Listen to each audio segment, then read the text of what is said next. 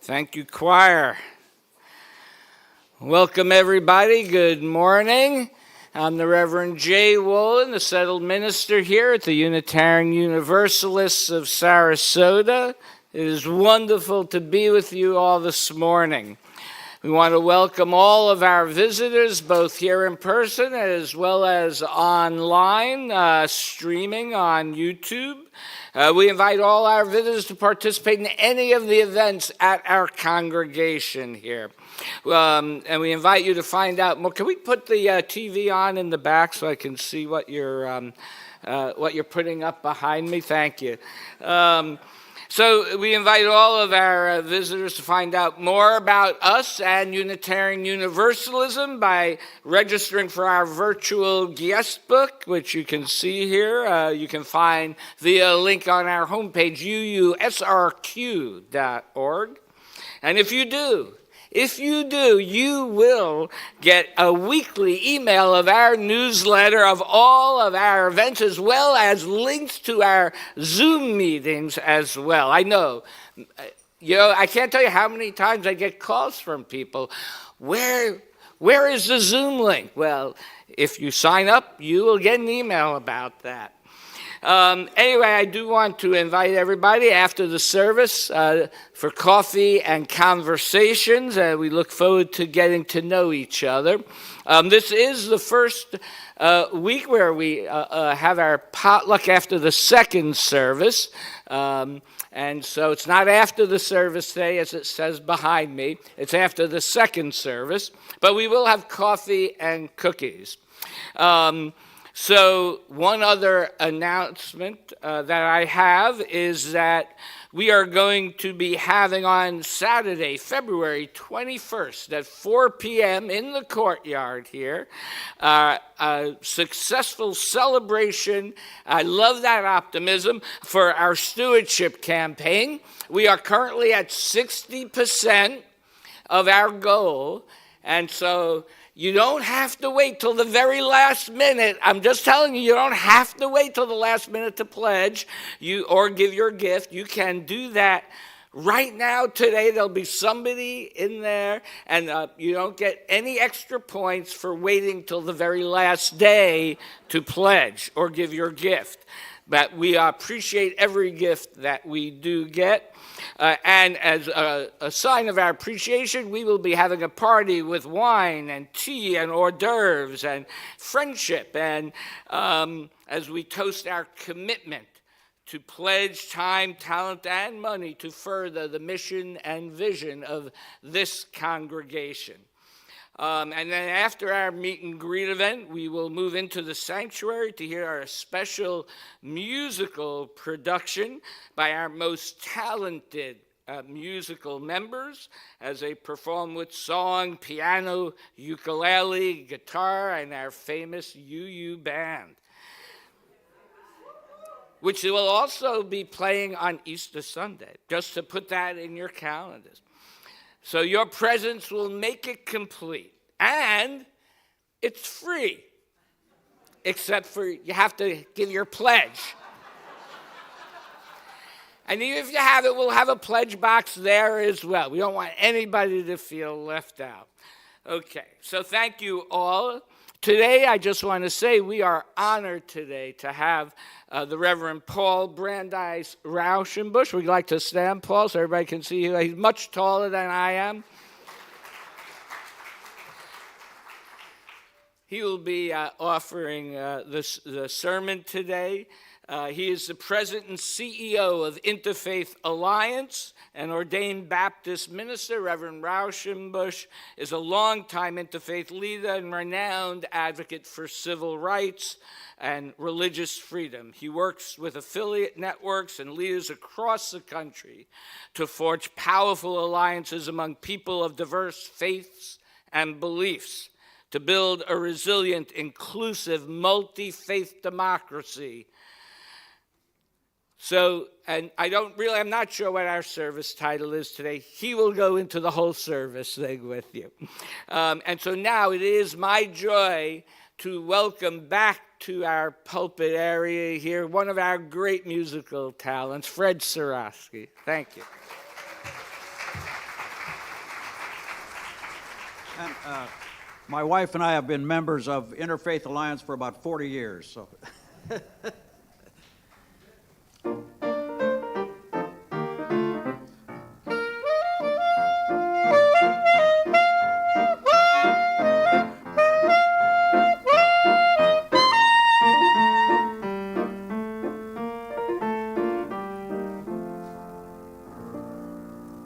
I'm a very ordinary man, trying to work out life's happy plan, doing unto others as I'd like to have them doing unto me. When I find a very lonely soul, to be kind becomes my only goal. I feel so much better when I tell them my philosophy. Oh, I want to be happy, but I won't be happy till I make you happy too. Life's really worth living when we are mirth giving. Why can't I give some to you? When skies are gray and you say you are blue, I'll send the sun smiling through. I wanna be happy, but I won't be happy till I make you happy too. Take it down.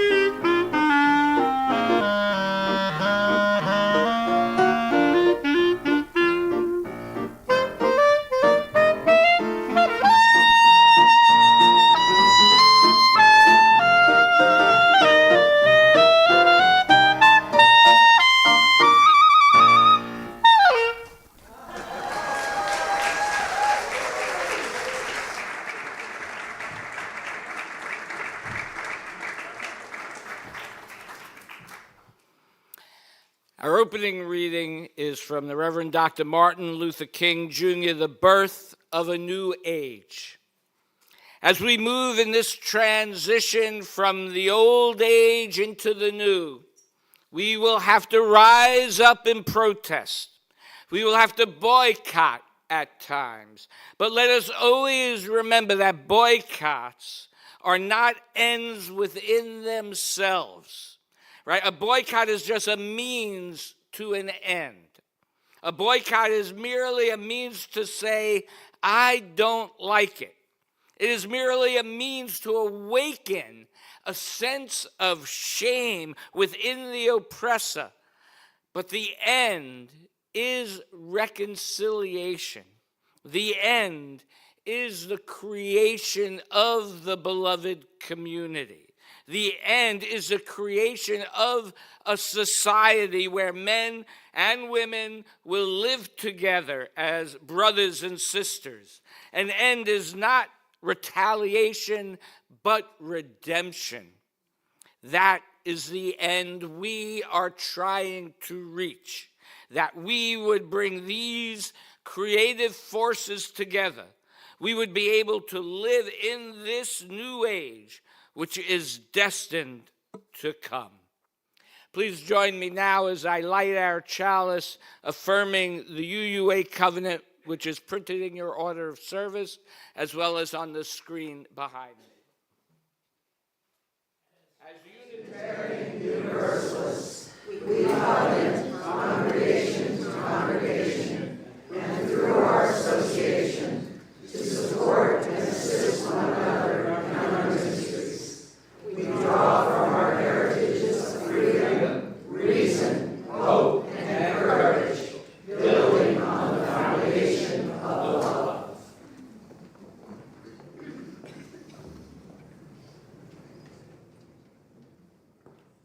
Good morning, everyone. So, today's story is We Don't Eat Our Neighbors by Daniel J. Mahoney. Libby and Herbert lived with their parents in a sloppy swamp, which Libby loved and Herbert did not. "I don't think I can live in this ick anymore," he told his mom. "Well, then it looks like you're in luck, because I just landed my dream job and we're moving to a neighborhood." "That's awesome." "What's a neighborhood?" Libby rolled her eyes. "Oh, it's where they have big green lawns and indoor plumbing and pizza and people live there." "Yum, people," sighed Herbert. Just then, Libby remembered, people are Herbert's favorite snack. I am allergic to them, and Mom and Dad are vegans, so I thought this could be bad. "You can't eat them," Libby said. "Why not? They're delicious with ketchup." "Because we don't eat our neighbors, especially if you want to get on the soccer team." So they moved to the neighborhood where there were big green lawns and pizza, but Libby missed the swamp. Herbert was happy. It's neat and clean here, and our house even has a hot tub. This is awesome." So Libby and Herbert started adapting by wearing clothes and attending the local school. They even kind of liked the cafeteria food. And although it was tough for Herbert to not have his favorite snack, he managed at first. But at soccer tryouts, Herbert could just not behave. "Herbert," Libby shouted, "we don't gnaw on the goalie." After that incident, the kids at school started to avoid Herbert. "See what you did," Libby said. "No one likes you now." "But I like them, especially with butter." Libby gave Herbert the stink eye. At Libby's sleepover, all was going great until Herbert got hungry. "Herbert," Libby exclaimed, "she's not pizza." "Well, with a little pepperoni, anything can be pizza." After everyone ran out the door, Libby made a sign. "We moved to this nice neighborhood so Mom could follow her passion. The least you could do is not snack on anyone. Sheesh." And Herbert tried, but maybe not hard enough. He was salting and peppering the kid down the street when the boy's dad came out. "You must be Lois Alligator's son. I just hired your mom as my pastry chef. She has amazing talent." And Herbert finally realized how important it was for his mom to live here. He would feel awful if she lost her dream job because he was craving a person and pickle sandwich. So Herbert told Libby the next day that he had met some pretty delicious, nice people at school, and he was going to stick to the cold fish sticks in the cafeteria from now on. "Well, that's great," Libby said, "but I think you've already blew it. No one trusts you anymore." And Libby pointed out the window. Herbert knew he needed to convince people that he wouldn't eat them. But no matter how hard he tried, they still believed they'd end up on his menu. So Libby had friends. His mom was a successful pastry chef. His dad had a new hobby, but Herbert just wasn't fitting in. Just then a soccer ball rolled up. One of the players nervously approached, and Herbert passed him the ball. "You're pretty fierce with that tail, dude. We're actually short a guy. As long as you don't eat anyone, want to fill in?" "You got a deal," Herbert said. And as Herbert walked onto the field, everyone looked and smelled scrumptious, and he smacked his lips. "Don't even think about it," Libby hissed. "We'll be run out of the neighborhood, and Mom will lose her dream job." Herbert thought about how Mom makes the best cookies. "I don't want that," he said. "Then go get kicking," Libby told him. Herbert was just a natural. Everyone was in awe as he scored goal after goal. They also noted that he wasn't trying to eat any of the fellow players. After the game, "It was tough not to nibble on that fast food out there," Herbert told his sister. "But you did it," Libby said, "and I'm proud of you." And from that day forward, Herbert never ate another person. His mom made him the next best thing. The end. So,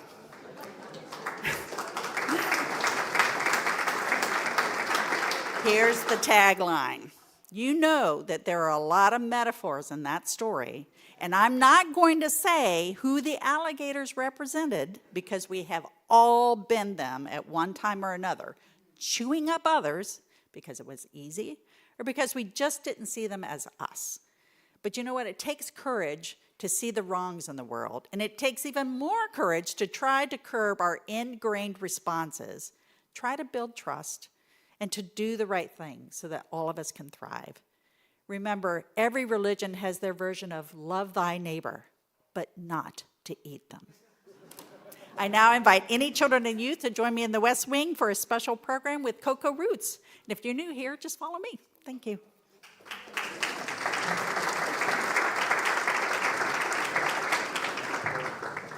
Good morning. I just want to extend another invitation to everyone. If you have not heard me say an invitation yet, you are welcome to join the choir, as long as you can carry a tune. You don't have to read music. You can read music. Whatever your talent level, we just want you to be involved. If you are interested, come join the choir. And we were just talking this morning that we look like M&Ms. Don't you think, with all the colors? So maybe we're kicking around the idea of calling us the UUMM, the UUMMs. Anyway, okay.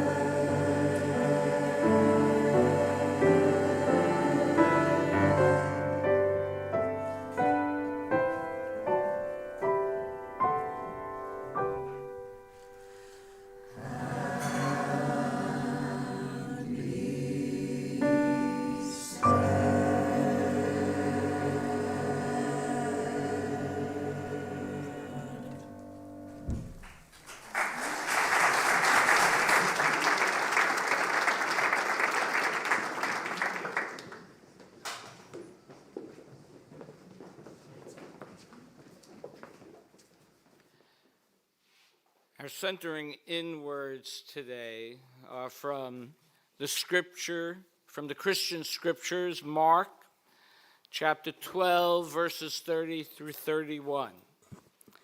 Love the Lord your God with all your heart, with all your soul, and with all your mind, and with all your strength. The second is this: love your neighbor as yourself. There is no commandment greater than these. At this time in the gathering of our community, I ask us to remember with love in our hearts and our souls as well, member Carl Morrison, as well as Kate Lanneman's husband Richard, both of whom have recently died.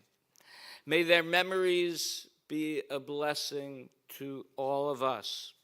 As we go into a time of silence and meditation now, let us contemplate how death can inform how we live and love in this world.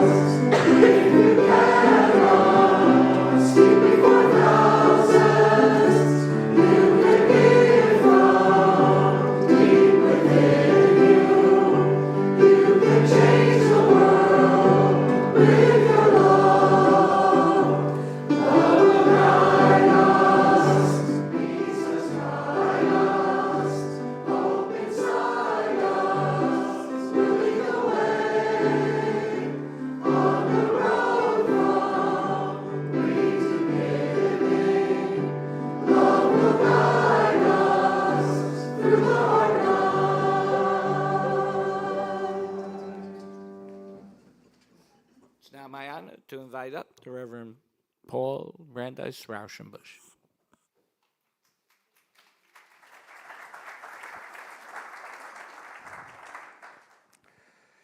Please hear another reading from Martin Luther King Jr. Returning hate for hate multiplies hate, adding deeper darkness to a night already devoid of stars. Darkness cannot drive out darkness, only light can do that. Hate cannot drive out hate, only love can do that. Let me take this opportunity to thank Reverend Jay and to all of you for welcoming me back to your congregation for the third time, and it is a joy to be here. And congregations exactly like this one, in fact, this congregation, are so important in this moment in our democracy. It is so crucial that you are here. And so, with that in mind, I have been given the honor of encouraging you to give money to this congregation. I'm generally always asking for Interfaith Alliance, not today, for you to give to this congregation because what it makes possible for all of us to thrive. So please give generously as the offering is taked. I hope that's, did I say it right? Okay.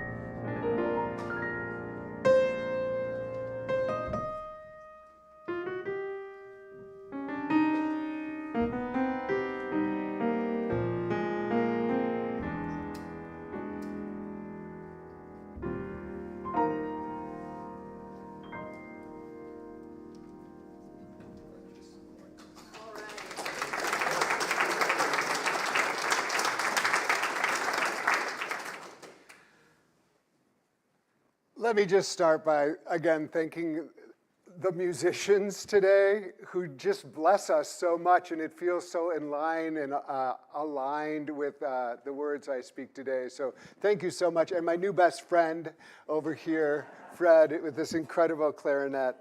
I want to start by acknowledging this holy day for all who are celebrating the Super Bowl Sunday. Or, as I am calling it this year, Bad Bunny Celebration Day.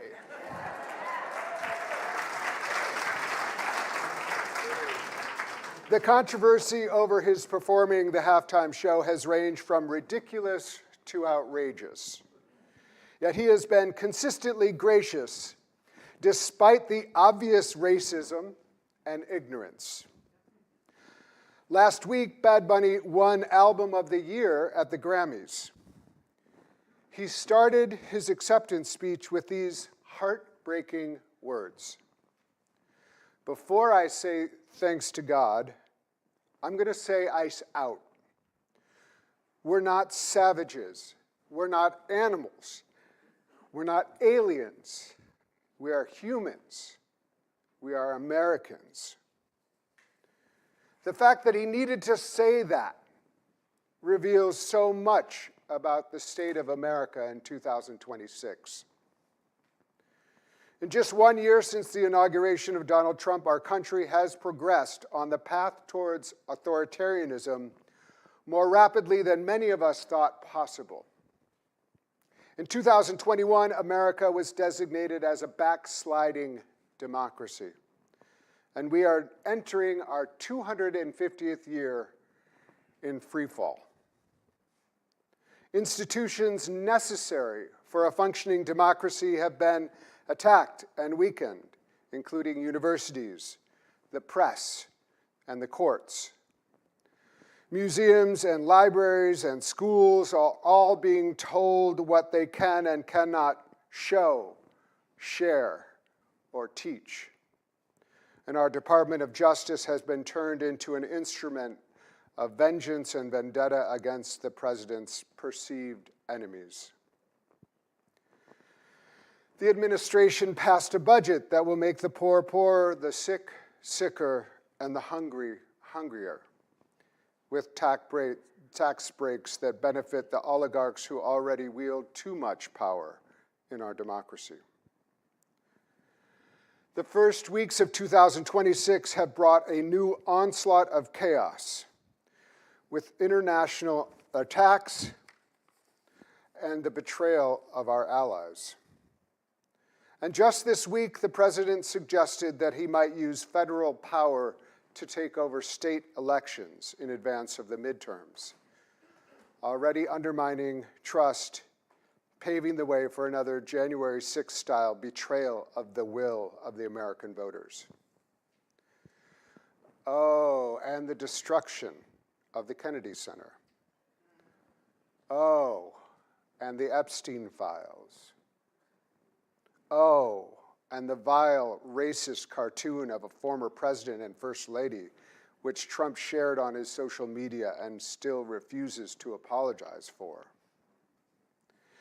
And this is all at just the federal level. What is happening in states, including here in Florida, compounds the danger of the moment we are living in. America's move towards autocracy is being driven by the political ideology of white Christian nationalists who have achieved their dream of power in the Trump administration. Christian nationalists whose goal is a Christian and white nation made in their own image includes Speaker Mike Johnson, Vice President J.D. Vance, and Defense Secretary Pete Hegseth, whose pastor advocates for the repeal of the 19th Amendment. Attorney General Pam Bondi created the Anti-Christian Bias Task Force, which is an absurd initiative in search of a problem, created to confirm the belief held by some aggrieved white Christians that they are the most oppressed group in America. That's real. They also created the Religious Liberty Commission, a group meant to protect religious freedom for all of us, but made up entirely of ideologically extreme Christians with one Orthodox Jew.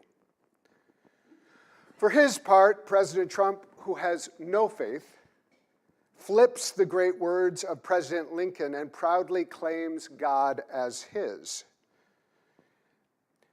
using God as some kind of divine personal cheerleader. The most dangerous manifestation of Christian nationalism today, however, is immigration and customs enforcement, or ICE. ICE has the gall to slap Bible verses on all of their recruitment videos with language such as, "Blessed are the peacemakers," as they deploy scripture like perfume in order to hide the stench of their actions as they terrorize communities, rip apart families, and forsake due process, placing people in unregulated, financially motivated concentration camps, and ship humans to countries that they have never been to prisons they may never leave. ICE, under the direction of Stephen Miller and Kristi Noem, is not attempting to enforce a sane and responsible immigration policy, but rather has been deployed to brutally target non-white and non-Christian peoples. It is worth remembering that in mid-December, during a televised cabinet meeting, Donald Trump went on a tirade against the Somali American population, literally calling them garbage, who contribute nothing to the country and who should be sent back to where they came from. The very next week, ICE was deployed to Minneapolis, where the largest population of Somali Americans live, targeting the Black and Muslim community who have lived in Minnesota for decades, as well as Latino and Asian communities. The buildup of ICE in Minnesota is unprecedented in size and scope. The city is under siege, occupied by a federal force against the will of the local government and the people. The full brutality of what was happening in Minneapolis hit home to the American people after the killing of Renee Good, a mother and a wife who had been acting as a legal observer of ICE's actions. Shortly after her death, faith groups in Minneapolis put out a call to clergy across the country to come to Minnesota to witness what was happening and take part in the rally to get ICE out. They expected 200. Over 1,000 of us showed up. We were brought to hear and see for ourselves what the vulnerable communities were facing, including not being able to leave their homes to shop for food, not being able to go to school, not being able to go to worship, and the constant crippling impact of living in fear. Yet just as important, the local clergy wanted to share with us the response of the people. Because as powerful as the militarized, authoritarian, theocratic effort that was in full display, it was not stopping the people who were coming together determined to love their neighbor, no matter what. Every faith tradition has some version of the mandate to love your neighbor, which draws on the spiritual depth of our faith and puts it into action in the world. Loving our neighbor is the building block of our democracy and the foundation of what Dr. King called the beloved community. Loving the neighbor was what I saw on the streets of Minneapolis. Thousands and thousands of everyday people, faith leaders of all kinds, alongside young people and older people and community activists from diverse backgrounds, races, and religions, organized together. The love of neighbor forms the teams that legally observe ICE using their iPhones as witnesses. The love of neighbor blows the whistles to sound the alarm for those being targeted. The love of neighbor brings food to those unable to leave their home. The love of neighbor protests corporations like Target that allow ICE to use their facilities as staging areas. The love of neighbor brought out 50,000 of us onto the streets in negative 10-degree weather to demand that ICE leave for good and to choose love, not ICE. As part of our time in Minneapolis, 40 clergy made a pilgrimage from George Floyd Square to the location where Renee Good had been murdered only a week before. At George Floyd Square, a local community member told us of how the diverse communities came together after George Floyd's murder. And she shared this definition of neighbor, which really stayed with me. A neighbor is someone you choose to be in community with. It reminded me of what Rabbi Prince stated at the March on Washington in 1963. Neighbor is not a geographic term. It is a moral concept. In Minneapolis, the people have chosen to love their neighbor. They have chosen to be in community with one another and to be morally and spiritually responsible for and to one another. And when people commit to that, authoritarians fall. I don't underestimate the difficulty of what we face. The administration wields politics and faith like a bludgeon against their opponents, and the violence continues to this day in Minnesota. The day after I got home from Minneapolis, Alex Peretti was shot and killed. Yet let us remember his last act before he died was to see the woman next to him who had fallen as ICE had charged her. Alex reached down to help lift her up. He chose to love his neighbor even in the face of danger. And more people are making that choice today. And I tell you today, I feel the tide is turning. Support for ICE, the president, and every single one of his policies is cratering. The Christian nationalists that surround this president and this administration represent a diminishing percentage of the American people who are beginning to see clearly how their quest for power and dominion is making them forsake the essential responsibility of any Christian, which is to love. At the same time, I see amazing congregations like this one all across the country. My organization, Interfaith Alliance, has exploded this year, going from 8 affiliates across the country to over 40, including here in Florida, where we just were in Tallahassee. We are witnessing broad, diverse faith coalitions, including the Catholic cardinals and even Pope Leo, speaking out, showing up, and showing the world what loving our neighbor can really mean. I often get the question, what can I do in this time? Too many of us feel like we don't have the power to do anything at this moment, and authoritarians thrive when people feel powerless. But my essential message today to every one of us, every person in this room, is that we all have what it takes to love our neighbor.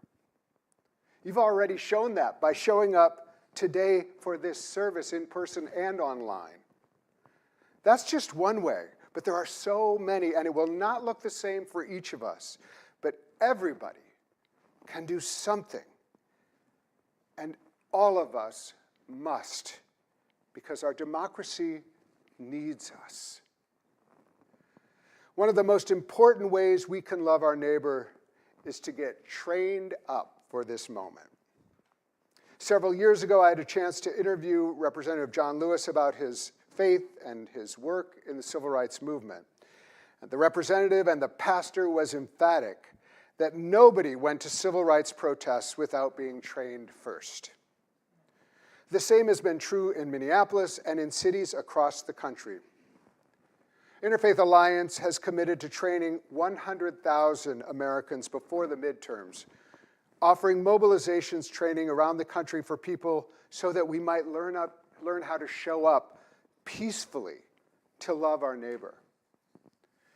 I am on the No Kings Steering Committee, and we are encouraging faith communities to participate once again on March 28th to make No Kings the largest yet, manifesting the beloved community in the streets.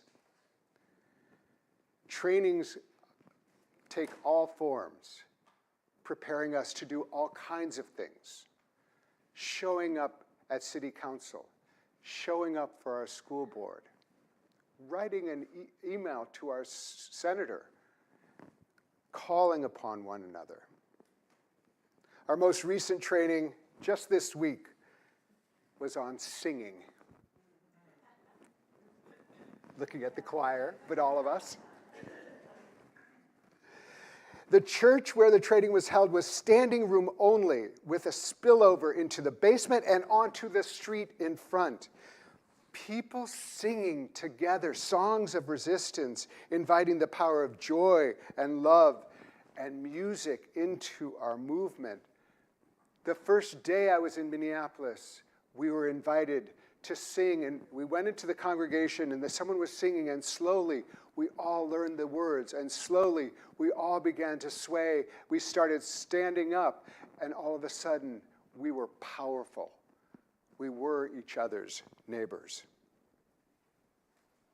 I want to come back to Bad Bunny, who, after insisting on the basic humanity of his people, continued his speech, echoing the words of Dr. King, saying, "I know it is tough not to hate these days. Sometimes we get contaminado." I don't know how to say that in English. Hate gets more powerful with more hate. The only thing that is more powerful than hate is love, so please, we need to be different. If we fight, we have to do it with love. We don't hate them. We love our people.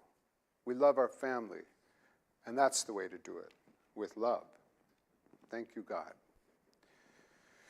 In closing, I want to share the words of Reverend Susan Hayward, who is a local UCC pastor in Minneapolis, who, before she moved back to the Twin Cities, worked in conflict resolution in war-torn countries around the world. She knows what it looks like to resist authoritarianism.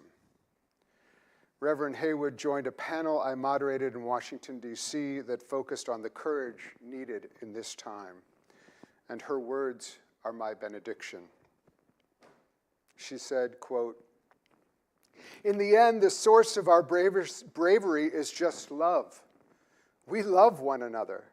We literally go around telling each other we love each other, that we keep us safe, that we will defend each other, everyone, whatever their race or religion or citizen status, no matter how much the government throws at us, knowing they may kill more of us, because we love our neighbors.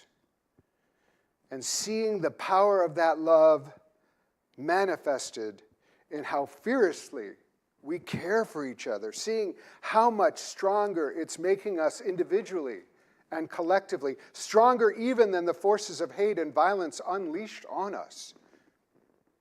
I don't believe that love is almighty because the scriptures testify to it. I believe it because I see it every day in my neighborhood. And that truth manifested is what makes us brave. That kind of love is unbreakable and defiant. We will prevail." End quote. May it be so.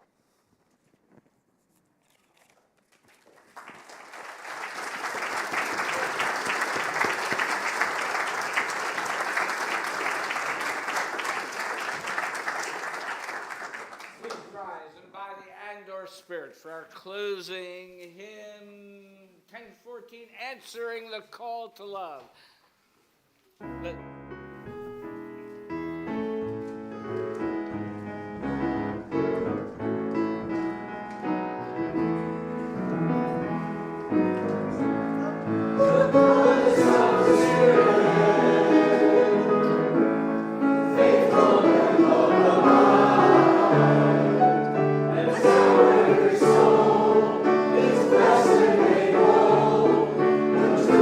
Our hearts is our God.